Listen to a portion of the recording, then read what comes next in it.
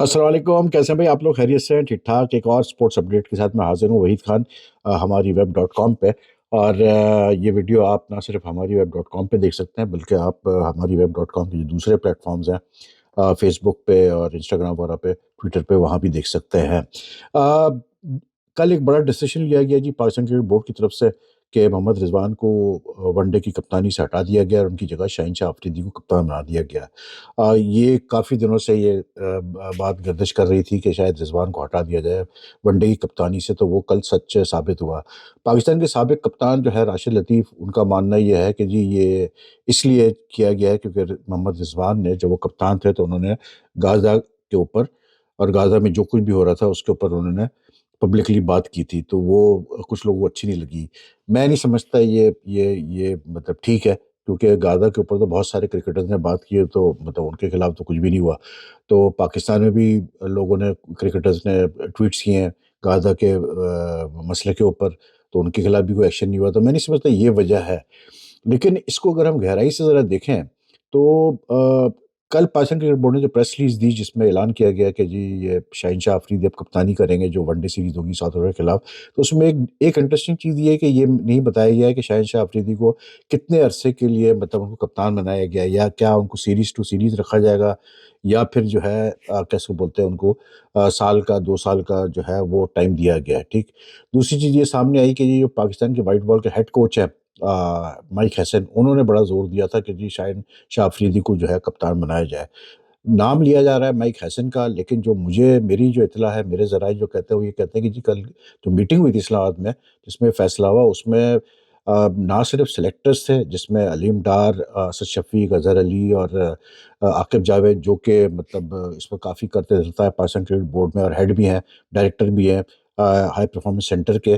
बल्कि जो advisory board के मेंबर्स हैं, जिसमें मिसबाह उल हक, सरफराज अहमद वगैरह है, ये भी थे उस मीटिंग में, और माइक हैसन भी थे उस मीटिंग में। तो ये कोई फैसला जो है एक आदमी का नहीं है, जो माइक हैसन के ऊपर किया जा रहा है कि जी माइक हैसन ने कहा तो उसके कहने पे कर दिया, ये सही नहीं है। वहाँ पर ये काफ़ी दिनों से ये बात चल रही थी कि रिजवान को हटाया जाए, और उसमें जो है सबकी राय शामिल थी। और कल की मीटिंग का फिर चेयरमैन, और ये कल जो मीटिंग बुलाई गई है, जो मुझे पता चला है कि ये फैसला तो पहले हो चुका था, लेकिन क्योंकि एक तरीक़ेकार से करना है, प्रोसेस से करना है, तो इसलिए जो है ये मीटिंग वगैरह का जो है सारा ये चक्कर चलाया गया। लेकिन ये फैसला पहले हो चुका था कि रिजवान को हटाना है। अब बात है बड़ी सेंसिटिव, लेकिन जो बात आ रही है सामने, मैं अपनी असेसमेंट से बता रहा हूँ ये बात, क्योंकि इतना अरसा मैंने गुजारा है जर्नलिज्म में और क्रिकेट में, कि एक मुझे आइडिया होता है।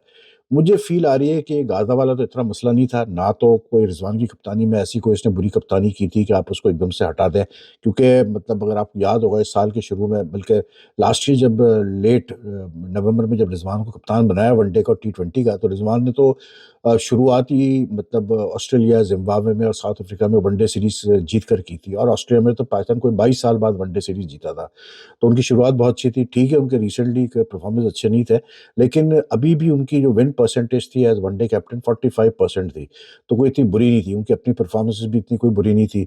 तो कोई ऐसी वजूहत नहीं थी कि उनको हटाया जाए। फिर दूसरा, शाहीन शाह अफरीदी को अगर आप कप्तान बनाने जाते हैं, तो मतलब अगर इसके बारे में अगर पाकिस्तान क्रिकेट बोर्ड सही मायनों में सोच लेता, तो मेरे हिसाब से शाहीन को टी20 का कप्तान होना चाहिए, और कैसे बोलते हैं अपना, सलमान अली यादव को वनडे का कप्तान होना चाहिए। ये उल्टा हो गया यहाँ पर कि सलमान अली यादव टी20 का कप्तान है और शाहीन को बना दिया गया वनडे का कप्तान।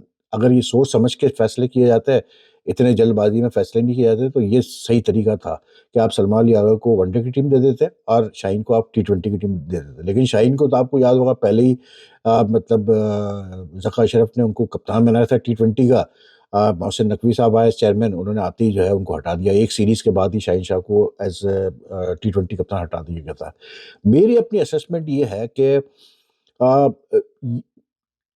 अगर आप रिलीजन को लेकर के मतलब देखें ना, क्रिकेट में काफ़ी सेंसिटिव होते हैं लोग इस मामले को।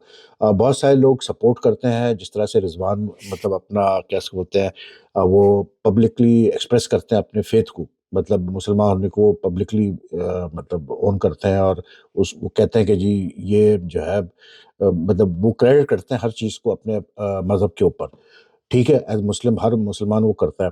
लेकिन अनफॉर्च्युनेटली इंटरनेशनल क्रिकेट में और क्रिकेट कम्युनिटी में बहुत सारे लोग उस चीज़ को सही नहीं समझते, क्योंकि उनका कहना ये है कि जी क्रिकेट को आप मज़हब से अलग रखें, मज़हब को आप क्रिकेट से अलग रखें। जिस तरह कहा जाता है कि जी सियासत को क्रिकेट से अलग रखा जाए। तो मेरी अपनी ज़ाती शायद राय ये है कि इसका भी एक बहुत बड़ा मतलब जो है ना हिस्सा रहा होगा ये फ़ैसला करने में कि रिज़वान को हटाया जाए। क्योंकि कुछ साल पहले जब इंज़माम उल हक कप्तान होते थे तो वो भी इस चीज़ को काफ़ी ज़ोर देते थे। मतलब कैसे बोलते हैं क्रिकेट में, क्रिकेट टीम में, ड्रेसिंग रूम में वो मज़हब को काफ़ी वो लेके आए थे। तो उसके बाद उनके खिलाफ भी जो है बोर्ड वाले खुश नहीं थे, बहुत सारे लोग खुश नहीं थे कि भई आप मतलब मज़हब को क्रिकेट में क्यों मिला रहे हैं। तो उनको फिर जो है आपको पता ही है क्या सिलसिला चला वहाँ पर। लेकिन रिज़वान के मामले में मुझे लगता है कि इसका कुछ ना कुछ है मामला, कि क्योंकि रिज़वान का ये रहा है कि जब से वो कप्तान थे, बल्कि कप्तान बनने से पहले वो काफ़ी उन्होंने कोई मतलब मौका, चाहे वो मीडिया कॉन्फ्रेंसेस कर रहे हो, चाहे कुछ भी कर रहे हो, तो उसमें वो हमेशा मतलब क्रिकेट और मज़हब के साथ-साथ बात करते थे, और ये बात शायद किसी को पसंद नहीं आई हो। फिर जिस तरह से मतलब टीम के अंदर, जैसे इमाम उल हक ने भी अपने एक इंटरव्यू में कहा कि मतलब टीम के अंदर जो है वो प्रॉपर एक रिलीजियस एनवायरनमेंट क्रिएट हो रहा था। अब मुझे नहीं पता कि क्या इसको लेकर माइक, क्योंकि जो हैरत की बात है ना वो ये है कि माइक हैसन ने रिज़वान के जब रिज़वान कैप्टन थे वनडे की टीम के, तो माइक हैसन सिर्फ एक सीरीज़ में उनके साथ कोच रहे हैं।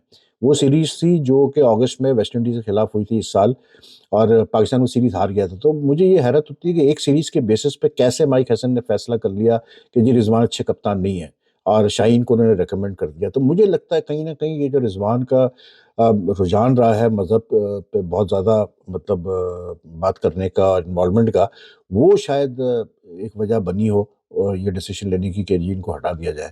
लेकिन मेरा असेसमेंट है, हो सकता है मैं गलत भी हूँ, लेकिन क्रिकेटिंग रीज़न अगर आप देखते हैं तो मुझे नहीं नज़र आता कि कोई क्रिकेटिंग रीज़न था जिसकी वजह से आप एकदम से आप रिज़वान को कप्तानी से हटा दें, शाहीन को कप्तान बना दें।